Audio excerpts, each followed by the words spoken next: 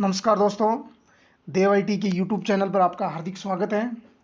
आज हम question series part number 9 लेके आए हैं, जो बहुत ही महत्वपूर्ण है, जो नीमी पैटर्न पर आधारित जो प्रश्न पत्र सभी टेक्निकल एग्जाम के लिए महत्वपूर्ण रहेंगे।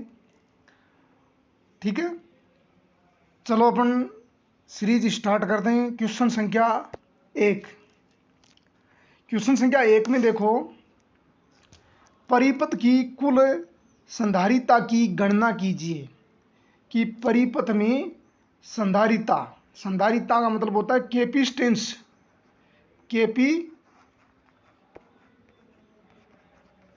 कैपेसिटेंस की गणना की पूछी है इसने। संधारिता इसका हिंदी शब्द है।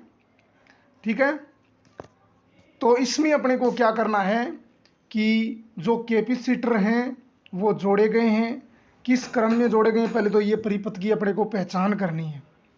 तो ये कैपेसिटर सभी परिपथ के अंदर तो श्रेणी क्रम में जोड़े गए हैं, लेकिन इसमें अपने को फॉर्मूला ध्यान में रखना है। अगर कैपेसिटर सीरीज में संयोजित हों तो उसमें अपने को फॉर्मूला लगाना है, जो रेजिस्टेंस का आपने फॉर्मूला पढ़ा है पैरेलल कनेक्शन का, वो फॉर्मूला यहाँ काम आएगा। ठीक है, तो उसके लिए फॉर्मूला इस तरीके से लगाना है कि 1/CT बटा C1 plus C2 plus C3, ये फॉर्मूला यहाँ यूज में लेना है अपने को। ठीक है, और उसके बाद ये फॉर्मूला लेंगे तो उसमें अपने को मान रखना है CT 1/CT बराबर 1/30 प्लस 1/10 प्लस 1/30।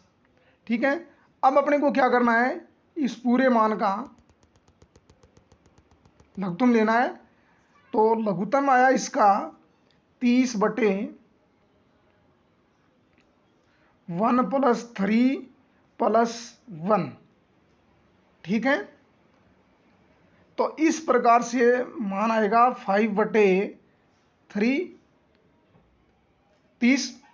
5/30। तो अब इसका 1CT बराबर 5/30 आया। तो उसके बाद अपने को क्या करना है, CT ज्ञात करना है अपने को। कैपेसिटेंस, कुल कैपेसिटेंस पूछा है, तो उसके लिए आपको 30/5, तो इसको काटेंगे तो आंसर क्या आएगा 6। तो 6 आंसर आया। तो इसमें A option, B option, C option और D ऑप्शन दे रखा है। इसमें ये मान है क्या, तो 6 माइक्रोफेड। ठीक है, 6 माइक्रोफेड मान है, तो इसका अपना करेक्ट आंसर रहेगा B ऑप्शन, इसका करेक्ट रहेगा। ठीक है, चलो अगला क्वेश्चन है, संधारिता की इकाई क्या है। संधारिता की इकाई पूछिए। तो इकाई इसमें ऑप्शन दे रखा है महो, दूसरा ऑप्शन है हेनरी, तीसरा है फेरड और चौथा है कूलाम। तो संधारिता की इकाई दोस्तों फेराड होती है। ठीक है, क्या होती है, फेराड। तो इसका सही करेक्ट आंसर रहेगा C। महो है वो चालकता की इकाई है, हेनरी है वो प्रेरकत्व की इकाई है, जो इंडक्टेंस होता है उसकी इकाई है, और कूलाम है वो विद्युत चार्ज की इकाई है। ठीक है, चलो अगला क्वेश्चन है, एक संधारित्र का धारिता मान क्या होगा यदि 35 वोल्ट के लिए 0.5 कूलाम आवेश की आवश्यकता हो। तो इसमें अपने को फॉर्मूला लगाना है Q बराबर C इंटू V। तो C इंटू अपने को ज्ञात क्या करना है, आवेश ज्ञात करना है, सॉरी आवेश नहीं, धारिता ज्ञात करनी है। तो C बराबर Q/V। तो ये फॉर्मूला लगा के अपने को क्या करना है, इस क्वेश्चन का आंसर निकालना है। तो Q का मान अपने पास कितना है, 0.5 5/35। तो अपना आंसर आया 0.014 फेरेड। ठीक है, तो इसका सही करेक्ट आंसर रहेगा ए ऑप्शन, इसका सही करेक्ट होगा। ठीक है, चलो अगला क्वेश्चन। अगला क्वेश्चन है संधारित्र या संधारिता के मान को कैसे कम किया जा सकता है। ऑप्शन ए ऑप्शन दे रखा है प्लेटों के क्षेत्रफल को बढ़ाकर, बी ऑप्शन दे रखा है प्लेटों की प्रतिरोध को बढ़ाकर, और सी ऑप्शन दे रखा है प्लेटों के मध्य दूरी बढ़ाकर, और डी ऑप्शन दे रखा है उच्च पैराविद्युत नियतांक पदार्थ का उपयोग करके। तो अपना सही करेक्ट आंसर रहेगा जो प्लेटों के मध्य बीच की दूरी को बढ़ा करके अपन क्या किया जा सकता है, संधारित्र के मान को कम किया जा सकता है। तो इसका सही करेक्ट आंसर होगा सी। ठीक है, चलो अगला क्वेश्चन। अगला क्वेश्चन है पैराचुंबकीय पदार्थ कौन सा है। पैराचुंबकीय पदार्थ पूछा है। तो पैराचुंबकीय देखो इसने ऑप्शन दे रखा है वायु, इस्पात, सी में दे रखा है जल, और डी में दे रखा है प्लेटिनम। तो इस क्वेश्चन का अपना सही आंसर रहेगा वो पानी है, वाटर है, वो क्या होता है, जल होता है। वो एक पैरा विद्युतिक पदार्थ होता है जो डायामैग्नेटिक पदार्थ बोलते हैं, जिसमें चुंबकशीलता के गुण न के बराबर होते हैं। ठीक है, चलो अगला क्वेश्चन। तो इसका सही आंसर सी होगा।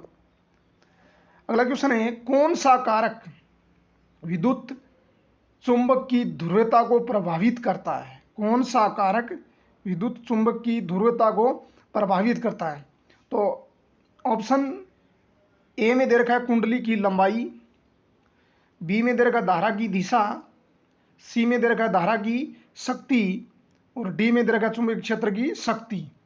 तो इसका सही करेक्ट आंसर रहेगा वो धारा की दिशा है, वो क्या करती है, विद्युत चुंबक की ध्रुवता को प्रभावित करती है। ठीक है, चलो अगला क्वेश्चन। अगला क्वेश्चन है चुंबकीय वाहक बल की इकाई क्या है। इकाई पूछी है चुंबकीय वाहक बल की। चुंबकीय वाहक बल की इकाई पूछी है जिसमें ऑप्शन दे रखी है एम्पियर प्रति मीटर स्क्वायर, बी में दे रखा है एम्पियर मीटर, सी में दे रखा है एम्पियर टन, और डी में दे रखा है एम्पियर प्रति टन। तो इस क्वेश्चन का सही आंसर होगा वो होगा एम्पियर टन है वो मैग्नेटोमोटिव फोर्स की इकाई होती है। जो चुंबकीय वाहक बल जिस प्रकार के वैद्युतिक परिपथ में ईएमएफ कार्य करता है उसी प्रकार मैग्नेटिक पदार्थों के अंदर एमएमएफ है वो कार्य करता है। ठीक है, तो इसका सही करेक्ट आंसर होगा वो सी, अपना सही करेक्ट हो जाएगा। ठीक है, चलो अगला क्वेश्चन। अगला क्वेश्चन है यदि तीन प्रेरकत्व है, प्रेरकत्व का मतलब होता है इंडक्टर, इंडक्टर की बात कर रहा है। इंडक्टर L1, L2 और L3 श्रृंखला में जुड़े हुए हैं, श्रेणी क्रम में जुड़े हुए हैं। ठीक है, श्रेणी में जुड़े हैं। तो कुल प्रेरकत्व के मान की गणना करने का सूत्र अपने को पूछा है।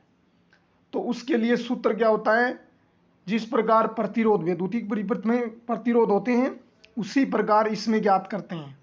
तो LT बराबर L1 plus L2 plus L3 plus जितने भी आगे इंडक्टर जुड़े हुए हों उस हिसाब से। ठीक है, तो इस क्वेश्चन का सही करेक्ट आंसर रहेगा अपना बी ऑप्शन सही करेक्ट रहेगा। ठीक है, चलो अगला क्वेश्चन। अगला क्वेश्चन है परमियंस की इकाई क्या है। परमियंस की इकाई पूछी है, यूनिट ऑफ है परमियंस। तो इसकी इकाई क्या होती है, ऑप्शन दे रखा है एम्पियर टन, और बी ऑप्शन दे रखा है वेबर प्रति एम्पियर टन, और सी ऑप्शन दे रखा है एम्पियर टन प्रति वेबर, और डी ऑप्शन है वेबर प्रति स्क्वायर मीटर, वेबर प्रति स्क्वायर मीटर। तो इस क्वेश्चन का सही आंसर रहेगा उसकी इकाई होती है वो वेबर प्रति एम्पियर टन होती है। तो बी ऑप्शन इसका करेक्ट रहेगा। चलो अगला क्वेश्चन है, प्रणालिका कुंडली में चुंबकीय क्षेत्र की दिशा खोजने के लिए कौन सा नियम लागू किया जाता है?